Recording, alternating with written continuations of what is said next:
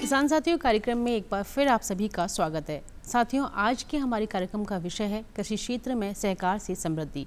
और इस विषय के बारे में विस्तार से जानकारी देने के लिए आज हमारे साथ में स्टूडियो में मौजूद हैं डॉक्टर विकास पावड़िया जी।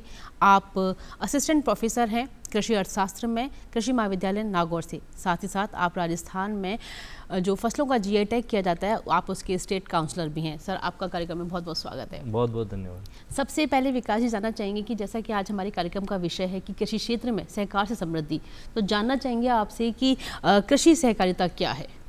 देखिए, कृषि सहकारिता एक बहुत बड़ा टर्म है। जब से मानव सभ्यता का विकास हुआ तब से सहकारिता चलती आ रही है।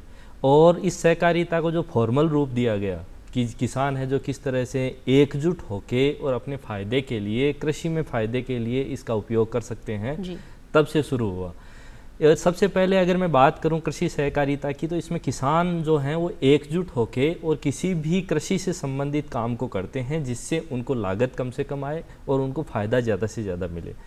इसकी अगर मैं हिस्ट्री की बात करूं तो जैसे 18वीं शताब्दी के करीब ये जो यूरोप के देश थे, इंग्लैंड में, इसमें इसकी फॉर्मली शुरुआत हुई, फिर जर्मनी के अंदर फैला और भारत ने फिर वहाँ के जो स्लोगन थे ब्रिटिश गवर्नमेंट ने उस टाइम में अपनाए। और 1904 के अंदर भारत में सबसे पहले पहला जो कोऑपरेटिव से संबंधित एक्ट था, उस अधिनियम को पास किया। और उस अधिनियम के तहत ये किया गया कि जितने भी ऋण किसानों के ऊपर हैं, उन ऋणों को किस तरह से चुकाया जाए, उनको ऋण कैसे दिया जाए, उनको अपलिफ्ट कैसे किया जाए। उसके बाद के अंदर 1912 के अंदर है जो एक नई ऐसी मॉडिफाइड जो कोऑपरेटिव एक्ट आया, जिसके अंतर्गत ये कहा गया कि किसान जो नॉन क्रेडिट है, यानी कि रिसाक के अलावा भी कोई सोसाइटी बनाना चाहते हैं, आपस में एकजुट होकर काम करना चाहते हैं, उसके अंदर भी सोसाइटी फॉर्म कर सकते हैं। और फिर समय समय पे विभिन्न सोसाइटियां बनते हुए और आज देश जो प्रधानमंत्री मोदी जी की सरकार में 2021 के अंदर जो एक अलग से मंत्रालय बनाया गया, मिनिस्ट्री ऑफ जो कोऑपरेशन है, उसकी स्थापना भी इसकी महत्वता को देखते हुए की। तो इस तरह से अगर हम देखें तो मानव सभ्यता से लेके आज तक जो कोऑपरेटिव का जो डेवलपमेंट चल रहा है, किसान एकजुट होके अपनी लागत को कम करके और किस तरह से है जो अपने प्रॉफिट को बढ़ा सकते हैं, उसके लिए इसके प्रयास चल रहे हैं। जी विकास जी, बहुत अच्छे तरीके से आपने सहकारिता के इतिहास को बताया। जानना चाहेंगे आपसे कि वर्ष 2025 को, ठीक है, अंतर्राष्ट्रीय सहकारिता वर्ष घोषित किया गया है। क्या उद्देश्य है इसके पीछे? देखिए, यूएन जो है, यूनाइटेड नेशंस, हर साल एक साल को कोई ना कोई एक किसी चीज़ की महत्वता को देखते हुए इंटरनेशनल ईयर घोषित करता है। और उस इंटरनेशनल ईयर को घोषित करने में जो सहकार की भूमिका है, उसको लोगों तक पहुंचाने के लिए विभिन्न जो किसान इससे जुड़े हुए हैं, जो ग्रामीण क्षेत्र के परिवेश के लोग जुड़े हुए हैं, जो एक्सपर्ट इससे जुड़े हुए हैं, उन सब के जो उनका प्रशिक्षण देना और उनके जो नॉलेज गेन है, उनको इस चीज़ के बारे में महत्वता को बताना, इसके लिए 2025 को इंटरनेशनल ईयर ऑफ कोऑपरेटिव्स घोषित किया गया। साथ ही साथ इसका जो मेन थीम है वो है कि कोऑपरेटिव्स एक बेटर वर्ल्ड कैसे बना सकती हैं। और एक चीज़ और मैं मेंशन करना चाहूँगा, कोऑपरेटिव्स का इतना बड़ा योगदान है कि 2012 में भी कोऑपरेटिव्स के लिए पहले इंटरनेशनल ईयर घोषित किया गया। और साथ ही साथ आप ही देखिए कि जैसे 2023 में हमने इंटरनेशनल ईयर ऑफ मिलेट, 2024 में इंटरनेशनल ईयर ऑफ कैमिलिट्स एंड 2025 के अंदर इंटरनेशनल ईयर ऑफ कोऑपरेटिव्स। यानी कि हर साल हम किसानों के संवर्धन के लिए, किसानों के प्रोटेक्शन के लिए और उनको आगे बढ़ाने के लिए समर्पित हैं। और भारत सरकार के अंदर जितनी भी ये चीज़ें चल रही हैं, चाहे कोऑपरेटिव्स हों, किसान हों, क्योंकि हम एक किसान प्रधान, कृषि प्रधान देश हैं, तो उसके लिए ये कोऑपरेटिव्स बहुत ज़रूरी हो जाता है कि हम इसके महत्व को समझें, आपस में एकजुट होकर और खेती करें और उस खेती से अलग अलग माध्यमों से हमारे लाभ को लें। तो इस तरह से कोऑपरेटिव अपना एक महत्व साबित करता है। साथ ही साथ मैं जैसे बता दूं आपको कि कोऑपरेटिव जो सेक्टर है, इसमें जैसे आपने कोई एक संस्था बनाई और जैसे कि मान लीजिए हम सबसे पहले कोऑपरेटिव की स्ट्रक्चर को समझते हैं। ये त्रिस्तरीय स्ट्रक्चर होता है हमारे भारत के अंदर। त्रिस्तरीय का मतलब यह है कि ग्राम स्तर के ऊपर एक संस्था होगी, उसके बाद के अंदर जिला स्तर पे एक संस्था होगी और फिर राज्य स्तर पे एक संस्था होगी। और ग्राम स्तर पे जो संस्था होगी उसको हम जनरली प्राथमिक कृषि सहकारी समिति बोलते हैं। और प्राथमिक कृषि सहकारी समिति जो भारत के अंदर लगभग है जो 1 लाख से ज़्यादा पैक्स हैं। और राजस्थान की मैं बात करूं तो लगभग 6500 से 7000 के बीच के अंदर इसका डेटा आ रहा है। और आप सोचिए कि जो ये 7,000 के करीब जो ग्रामीण कृषि सहकारी समितियां हैं, ये अलग अलग जगह पे अपना रोल अदा कर रही है। और इससे जो किसानों को जैसे क्रेडिट लोन देना, साथ ही साथ उनको कम रुपयों के ऊपर है जो कृषि का इनपुट देना, और उनको जैसे कि उनका उत्पाद अगर बन गया है तो उसके भंडारण के लिए भंडार गृह भी उपलब्ध करवाना। तो इस तरह से सहकार की जो भूमिका है यहाँ पे एक बहुत तेज हो जाती है। और अपने लिए हर्ष का विषय है कि राजस्थान के अंदर जो एक निमोद करके जो सोसाइटी है वो पूरे भारतवर्ष के अंदर सेकंड रैंक के ऊपर रही। क्यों? क्योंकि उन्होंने एक ऐसा मॉडल डेवलप किया कि किसान से लेके और अल्टीमेटली जब हमारा प्रोडक्ट उत्पादक तक, वो जो कंज्यूमर है वहाँ तक जो जा रहा है, उसके लिए एक मॉडल तय किया गया कि किसान सबसे पहले खेती करेगा तो कम लागत के ऊपर, कंबाइंडली उसको कम लागत के ऊपर इनपुट मिल जाएगा। इनपुट बोले तो जैसे कि सीड है, फर्टिलाइजर है, किसान को इन्हीं की ज़रूरत होती है बेसिकली। और भारत के अंदर सबसे ज़्यादा जो इनपुट के अंदर जो चीज़ें जाती हैं तो फर्टिलाइज़र का 35 से 40% हिस्सा है जी। क्योंकि किसान को खेती के लिए अपनी मिट्टी की उपजाऊपन को बनाए रखने के लिए और उस अनाज को पैदा करने के लिए फर्टिलाइज़र की ज़रूरत होगी। साथ ही साथ जैसे इसी के विकास के साथ में ही भारत के अंदर कई सारे संस्थान बने और उसकी वजह से आज कोऑपरेटिव्स किसानों के लिए एक महत्वपूर्ण बूंद बना हुआ है। जी बिल्कुल बिल्कुल, आपने एकदम सही कहा। हम ये कह सकते हैं कि हमारे किसान साथियों की उम्मीदों का मंच है सहकारिता। जानना चाहेंगे आपसे विकास जी कि अगर हम लाभ के बारे में बात करें, सहकारिता के माध्यम से हमारे किसान भाइयों को किस प्रकार से लाभ हो सकता है, वो आप हमारे किसान साथियों को बताइए। देखिए, किसान साथी के लिए ज़रूरी है कि किसान साथी हमेशा पैक्स जो है वो बनाने के लिए या तो खुद आगे आए, और अगर पैक्स किसी भी गांव में अगर ग्राम स्तर पे बनी हुई है तो उससे अंदर जाके जुड़े। कैसे? पैक्स बनाने के लिए सबसे पहले ज़रूरी है कि मिनिमम 10 किसान हों, जो कि ग्रामीण जो कृषि समिति है, सहकारी समिति, उसको 10 किसान मिलकर बना सकते हैं। उसके लिए ज़रूरी क्या है कि वो 10 किसान मिलें, फिर एक उसका बायलॉज तय हो कि हमारी जो ये सहकारी समिति है ये करेगी क्या, और उसको उसके बाद के अंदर जो चीज़ बन के आएगी उससे एक रजिस्ट्रेशन दिया जाएगा। उस रजिस्ट्रेशन से वहाँ के जितने भी किसान साथी हैं वो जुड़ सकते हैं, और ये एक है जो प्राथमिक काम इसमें करेंगे। और उस प्राथमिक काम से का उद्देश्य क्या होगा कि कृषि क्षेत्र के अंदर, और साथ ही साथ जो जितने किसान जुड़े होंगे, मान लीजिए एक गांव के अंदर 500 किसान जुड़े हुए हैं, तो 500 किसानों को अगर बीज उपलब्ध करवाना है तो यह सहकारी समिति एक साथ 500 किसानों के लिए बीज लेके आएगी, जिससे उनको सस्ते के अंदर बीज उपलब्ध होगा। उसी तरीके से उर्वरक लेके आएगी तो उर्वरक उनको सस्ते में मिलेगा, जिससे उनकी लागत घटेगी, और लागत घटने के बाद के अंदर उनको अल्टीमेटली जब उनका प्रोडक्ट बन जाएगा तो एक साथ किसान साथी जाके और उसको उस पैक्स के तहत के साथ में जो KVSS है, क्रय विक्रय सहकारी समिति, उनके माध्यम से हमारे राजफेड और नाफेड जो संस्थाएं हैं उनको डायरेक्टली है जो बेच सकती है। तो इस तरह से एक अच्छा भाव मिल सकता है, न्यूनतम समर्थन मूल्य के ऊपर बेचा जा सकता है। इस तरह से किसान जो साथी है उनको बहुत अच्छा लाभ इससे कमाया जा सकता है जी। अब इस जो मैंने बताया कि पैक्स बनाने की विधि, पैक्स मान लीजिए कि लगभग हर ग्रामीण लेवल के ऊपर बनी हुई है, तो किसान साथी को क्या करना होगा, जो इससे नहीं जुड़ा हुआ है वो पंचायत भवन में जाइए, और पंचायत में ग्रामीण जो आपकी पैक्स बनी हुई है उसमें आपके आधार कार्ड और जो ज़रूरी कागजात हैं वो लेके जाइए, और उससे आप उसकी सदस्यता लीजिए।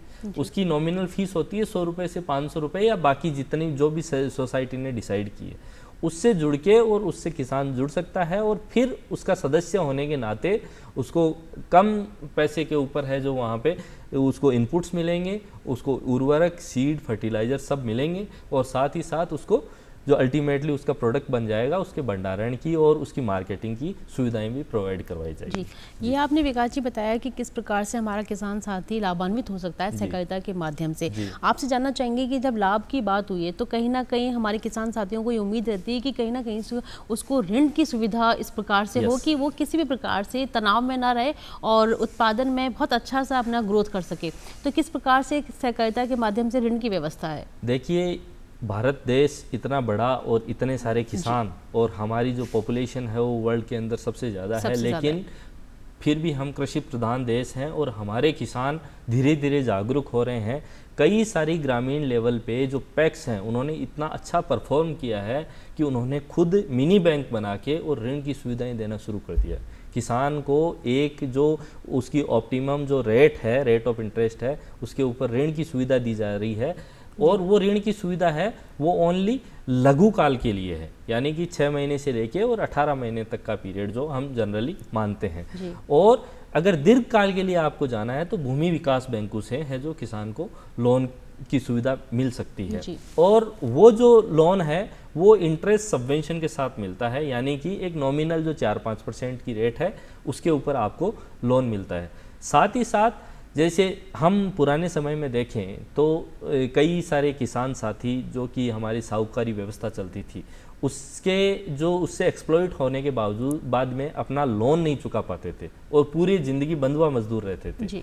सरकार की इस जो ये संस्थागत व्यवस्था है उसकी सहायता से किसान साथी किसी भी पैक्स से, किसी भी डीसीसीबी से जाके लोन ले सकता है और उस लोन को लेके और अपने जो लघु काल की जो भी आवश्यकताएं हैं, जो खेत से संबंधित कार्य हैं, उनको पूरा कर सकता है। और जब उपज आ जाए तो उससे जो पैसा बटे उससे वो लोन वापस चुका सकता है। इससे किसान की समृद्धि का द्वार खुलता है। तो एक तरह से, जैसे मैं एक एग्जाम्पल दूंगा आपको, हमारे राजस्थान में 1977 के अंदर जो राजस्थान दुग्ध सहकारी संघ बना, और राजस्थान दुग्ध सहकारी संघ जो 1977 में बना वो भी त्रिस्तरीय व्यवस्था के अंतर्गत बना। ग्रामीण लेवल पे दुग्ध जो सहकारी समितियां बनी, और जो दुग्ध सहकारी समितियां थी उनके अंदर किसान साथी जो दुग्ध का उत्पादन गाय भैंसों के माध्यम से करवाते थे, वो लोग डेली है जो अपना दुग्ध फैट के आधार पे इनको बेचते थे। जो भी सहकारी समिति थी वो कलेक्ट करती थी। वो दुग्ध कलेक्ट होने के बाद के अंदर जो डिस्ट्रिक्ट लेवल पे जो दुग्ध संघ थे वहाँ पे वो दूध डेली जाता था और उससे एक संघ की व्यवस्था बनी। और वहाँ पे जाने के बाद के अंदर वहाँ पे उसका प्रोसेसिंग किया जाता था, उसकी लाइफ बढ़ाई जाती थी, वैल्यू एडिशन होते थे और अल्टीमेटली उसको पैकेज करके और विपणन का काम किया जाता था। यानी कि जो हम सरस ब्रांड ले रहे हैं आज, वो हमारी राजस्थान जो राज्य का जो दुग्ध का संघ है वही उसको संघ सरस के नाम से बेच रहा है। उसमें देखिए किसानों की समृद्धि ऐसे हुई कि उनको 10-15 दिन के अंतर्गत जितना भी दूध उन्होंने बेचा उनकी वसा की और एसएनएफ के आधार पे उनको उनका पैसा उनके खाते में डीबीटी के द्वारा चला गया। साथ ही साथ जो जिला स्तरीय है जो दुग्ध संघ है उन्होंने है जो उसका मार्केटिंग किया और उसका प्रोसेसिंग किया। राज्य स्तर पे जो आरसीडीएफ है हमारा, वो इन सब का मॉनिटरिंग करता है और रेगुलेशन करता है साथ में कि जितने भी जो जिला स्तरीय जो दुग्ध संघ है वो अच्छे से अपना काम कर रहे हैं कि नहीं कर रहे हैं।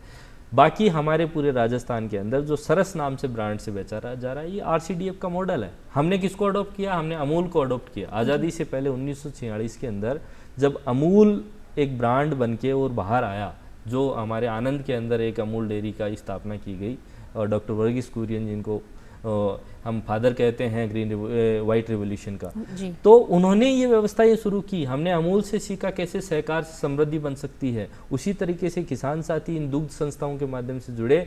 आज आप सोचिए कि 30 लाख लीटर है जो डेली का हम लोग दुग्ध संग्रह कर रहे हैं।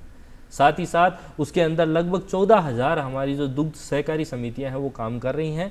और जिला स्तर पे जो ये हमारे 29 जो डीसीसीबीज वगैरह बने हुए हैं, ये डिफरेंट तरीके से किसानों को लोन देके उनका समृद्धि का रास्ता खोल रहे हैं। ज़रूरत है किसान को थोड़ा सा मोटिवेट होके और उसके बारे में जानकारी लेने की। जी बिल्कुल सही कहा विकास जी आपने। हम ये कह सकते हैं कि सहकारिता हमारे किसानों का सारथी है, ये कहना अतिशयोक्ति नहीं होगी। और हम जानना चाहेंगे कि जैसे कि आपने बताया कि किसानों तक हर जानकारी पहुंचे, किसान इससे जागरूक हों, तो इस जागरूकता के लिए सहकारिता के माध्यम से किस प्रकार गांव-गांव तक ये जानकारी पहुंचे, क्या व्यवस्थाएं हैं?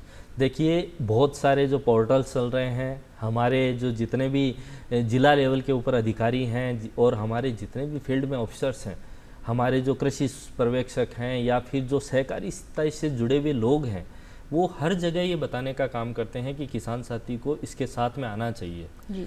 किसान साथी में कॉन्फिडेंस बिल्डअप करने की ज़रूरत है।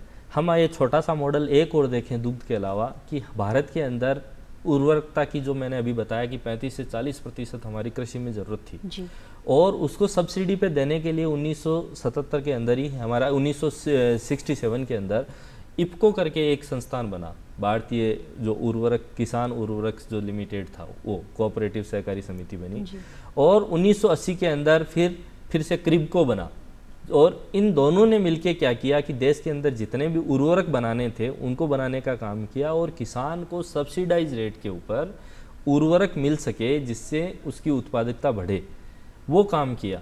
किसान साथी को भी यही करना है कि एकजुट होके कई सारी ऐसी योजनाएं आती हैं, जैसे कि मैं एक छोटा सा एग्जांपल दूं, जो हमारी जो सरकार है वो भी इस पे बड़ा ध्यान दे रही है, एफपीओ, किसान उत्पादक संगठन। बिल्कुल। जो एफपीओ का मूल उद्देश्य ये था कि किसान खुद की कंपनी बना सके और उस कंपनी को बना के और वो अल्टीमेटली लोगों को आपस में जोड़ के और व्यवसाय करना सिखाए कि जिस खेती को हम लोग कर रहे हैं, जिस खेती को प्राचीन काल से करते हुए आ रहे हैं, जिसमें हमारी पारंगतता है, उसको किस तरह से प्रॉफिटेबिलिटी की ओर आगे बढ़ाना है, हमारी आय को डबल तिबल कैसे करना है। और आप दूसरों को भी रोजगार दे सकते हैं। जी, तो उससे जुड़े हुए कितने सारी चीजें मतलब जुड़ के और एक नया आयाम स्थापित कर रही है और भारत को विकसित करने में इसका योगदान साबित हो रहा है। विकास जी, जानना चाहेंगे, आप स्टेट काउंसलर हैं, बहुत संक्षिप्त में मतलब नहीं जान पाएंगे क्योंकि वक्त का थोड़ा सा हम पे वो है, तो आप स्टेट काउंसलर हैं और राजस्थान के अंदर जो फसलें हैं उनका जीआई टैग किस प्रकार से किया जाता है, ये आप थोड़ा सा हमारे किसान साथियों को बताइए। मैम, जैसे जो जीआई है जनरली जो जिस क्षेत्र की क्रॉप होती है, जैसे मान लीजिए 50 से 100 सालों की तक कोई पुराने टाइम से कोई फसल उत्पादित हो रही है और उसको लीगल प्रोटेक्शन नहीं मिल रहा और उससे किसान उत्पादन तो कर रहे हैं लेकिन उसको एक जो उसका ब्रांड मिलना चाहिए, जो उसको उत्पादन करने की वजह से उसकी क्वालिटी की वजह से उसको जो पैसा मिलना चाहिए वो नहीं मिल रहा है, तो उसकी विशिष्टता की पहचान कराने के लिए किसान 50-100 सालों से क्यों कर रहा है, क्योंकि उसमें कुछ विशिष्ट गुण है और अगर वो विशिष्ट गुण है तो उसको अगर हम लोग अल्टीमेटली पूरे वर्ल्ड लेवल पे पहुंचाना चाहें तो उसके लिए भारत सरकार ने जो इंडियन पेटेंट के जो था, उस पेटेंट ऑफिस ने 1999 के अंदर एक नया जीआई रेगुलेशन एक्ट लाया और उससे क्या था कि जो भी जियोग्राफी के अंदर कोई फसल और इस तरह की वस्तुएं हो रही है, एग्रीकल्चर गुड्स जिसमें 34 प्रकार के अलग अलग गुड्स हैं, उसको हम एक अलग पहचान दिला सकते हैं लीगली, और लीगली जैसे ही पहचान मिलेगी वो हमेशा उसी नाम से जाना जाएगा। तो इस तरह से है जो हमारी जो कमेटी है वो इस तरह की क्रॉप्स को आइडेंटिफाई करने का काम कर रही है, जैसे कि राजस्थान में नागौरी मेथी है, या फिर है जो नागौरी अश्वगंधा है, या फिर हमारा मेड़ता का जीरा है, बाड़मेर का जीरा है, या फिर हमारी खेजड़ी है, राजस्थान के केर हैं, सीकर के प्याज है। ऐसी कई सारी हमारी विशिष्ट वस्तुएं हैं जिनके बारे में हम लोग एक विशिष्टता को साबित करते हुए उसको अल्टीमेटली प्रोटेक्शन दिलाना है। विकास जी, आपने हमारे किसान साथियों को इतनी अच्छी जानकारियों से अवगत कराया, उसके लिए आपका बहुत बहुत धन्यवाद। और किसान साथियों, उम्मीद करते हैं कि आज का हमारे कार्यक्रम आपको बेहद पसंद आया होगा। अगर आप कार्यक्रम में कोई सुझाव देना चाहते हैं, आप पत्र लिखना चाहते हैं हमें, तो पत्र लिखने के लिए हमारा पता है कार्यक्रम कृषि दर्शन, दूरदर्शन केंद्र, झालाना डुंगरी, जयपुर। और आपसे फिर होगी मुलाकात एक नए विषय में, एक नए विषय के साथ। अब हमें दीजिए इजाज़त। नमस्कार।